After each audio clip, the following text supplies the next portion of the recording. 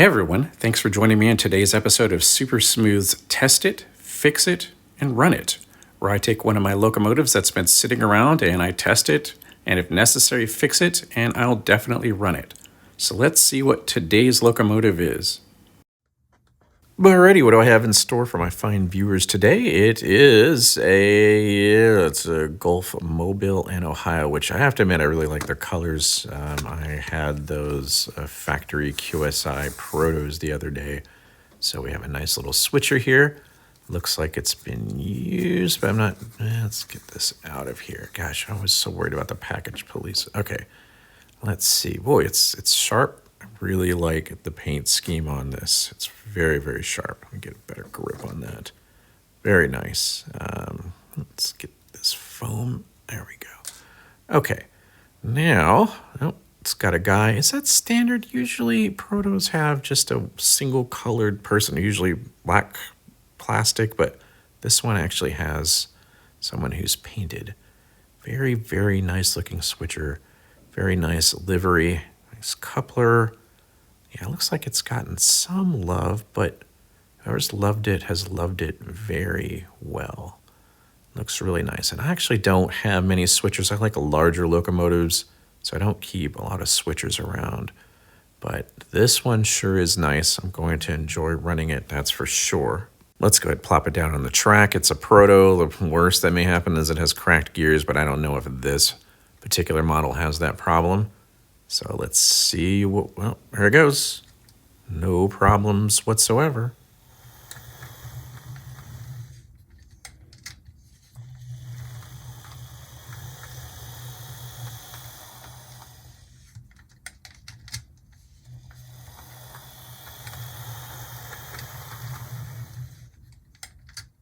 Even has a light. Everything looks great. I mean, I don't really know.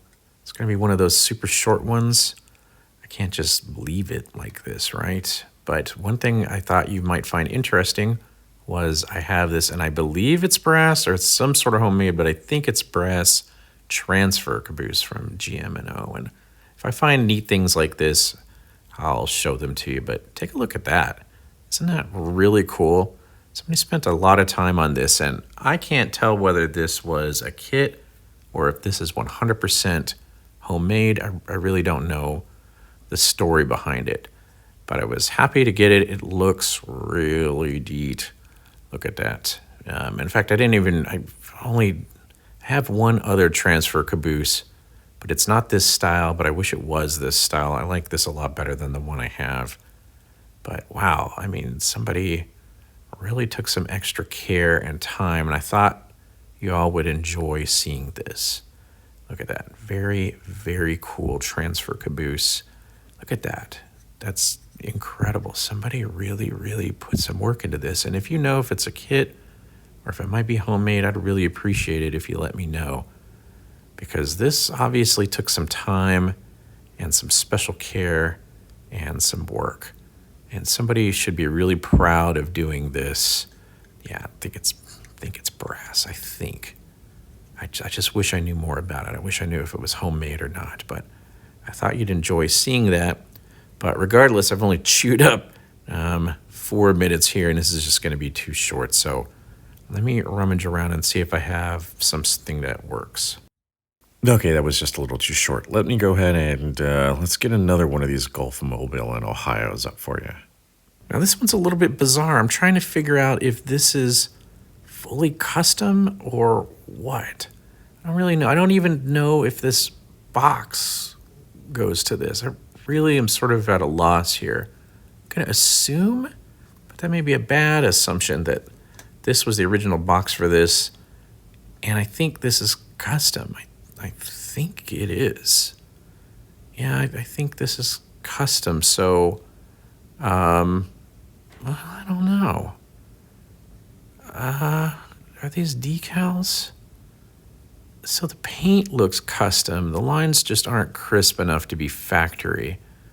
It looks like the GM and O on the side here is, so I'm going to call this a full custom, but it is Atlas. It's made in Austria, which means it's probably actually made by Rocco. That's what I'm going to assume. but I can't. It's one of those quirky things, or I wish it could talk. I wish it could tell me its history because it's interesting. I just can't tell what's going on with it. Sure wish I could, though, but let's plop it on the track. Let's see what I can get out of this.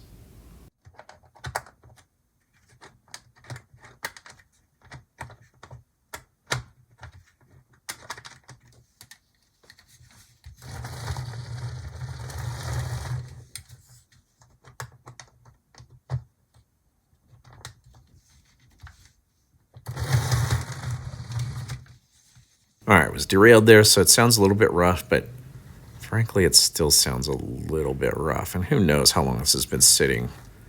A decade or more. Everything seems just kind of rough. Well, that's better, but does it mean or I detect a clicking from potentially a broken gear?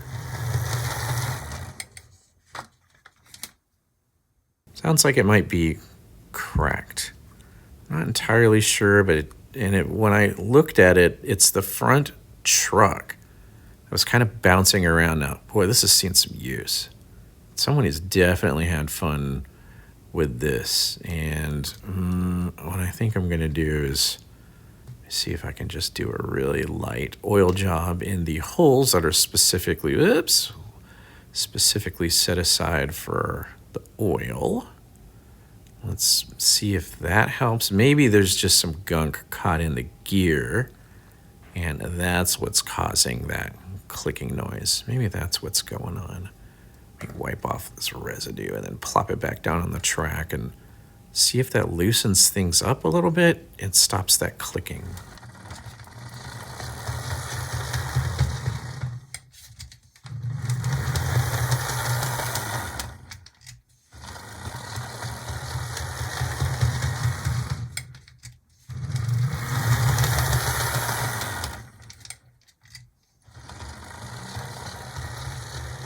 All right, I'm pretty sure I still hear the clicking in there, so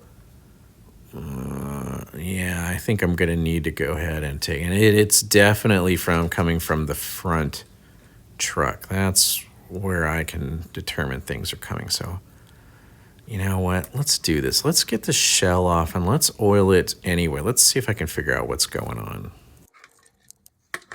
Okay, things look pretty tidy. Yeah, that's pretty nice. Boy, that worm gear's dry. It looks really dry.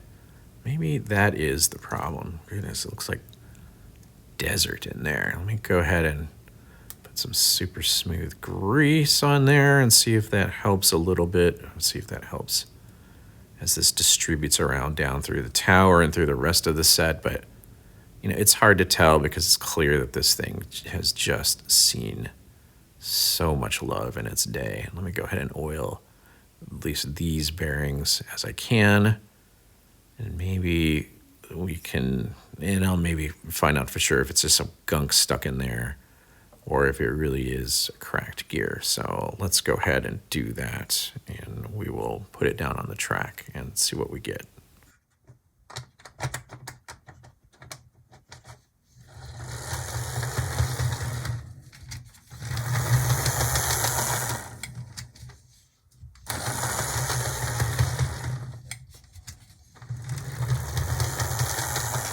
Nah, it's definitely a cracked gear, I can tell. So let's go ahead and pry off the base plate here and see what we can see in there. You know what? I don't think I've ever opened up one of these older atlases anyway.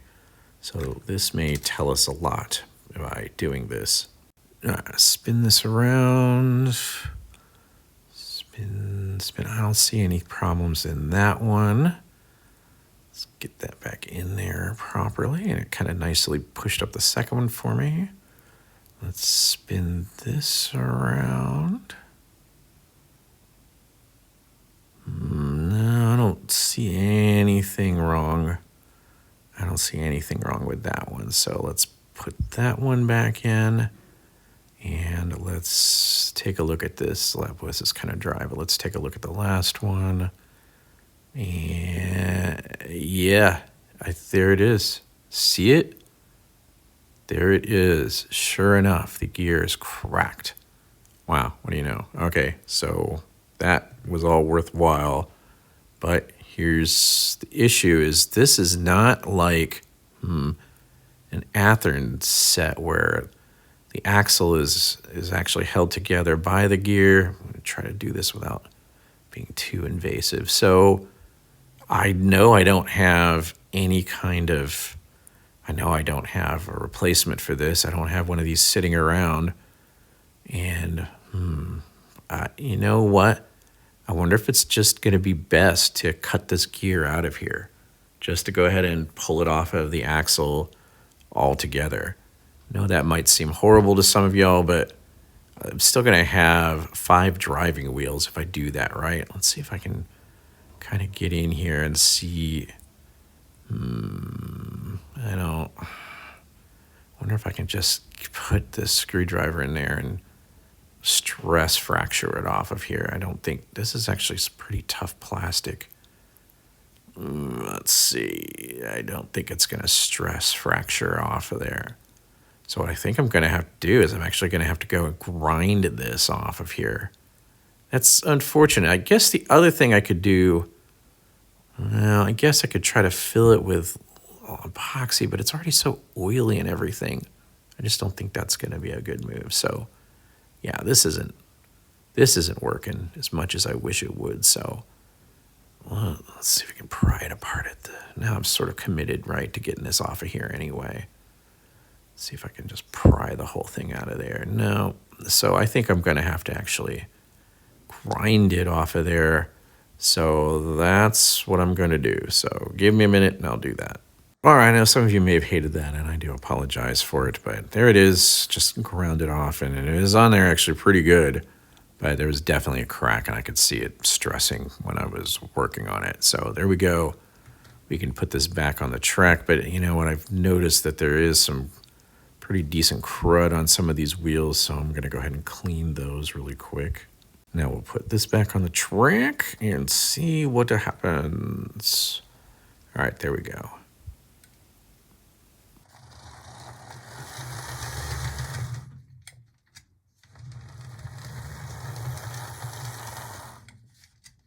All right, that sounds a whole lot better. There is still a hopping a little bit, but I think what it is, if I looked at these wheels properly, there's just some crud built up on them, and we're just hearing that go around and hitting the track. I think that's what happened. So I think they're on the rears, so I'm going to have to clean off the rear wheels a little bit, and everything seems to be fine. A little bit of stiction, but this track is bad because it's pretty dirty, and also I'm using a relatively low amperage DC controller here, so I think that's what's happening. All right, let's put this back on there and see if this is doing any better. And I think it will, and I think, you know, it's an older unit. Like I said, somebody really loved the heck out of this. That truck's a little bit tight. I think there's a keeper plate to keep the wires, and I think it's just, it needs to be popped into place. There we go. I think, let me do that off camera real quick. All right, there we go. So it's now the keeper is popped into place, and I think this is going to work just fine.